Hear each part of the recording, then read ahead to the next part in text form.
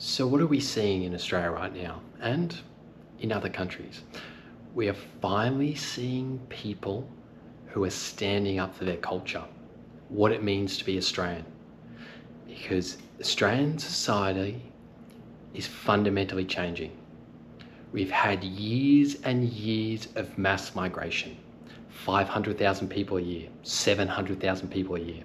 And when you have a population of, let's say, 26 million, it fundamentally changes your society in a very short space of time. And there's a lot of people that will just dismiss it and say, they're racist, they're this, they're that. But they just don't understand. A society has its culture. And if it loses its culture, it really has nothing, because it fundamentally is no different than anywhere else. It's what makes a society unique, its culture. And it's so important to hold on to that, to cherish that, and not let it be diluted into non-existence. And there's also the social issues that are created through mass migration.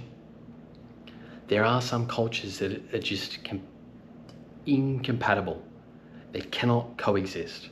And that is another issue that's not being addressed. And then there's the housing issues, the support services. These cannot keep up with a country that is growing at a rate that it just cannot be sustained. And it is fundamentally causing issues in society and breaking down the cohesion that exists within Australia. But there's a lot of people that they just don't care. They're like, they live in this utopia. But those same people, once it actually personally affects them, will suddenly have an issue with it. It's the not in my backyard people. You know the type. You know the type that they're all for these glossy statements, but as soon as an issue affects them, it suddenly becomes an issue.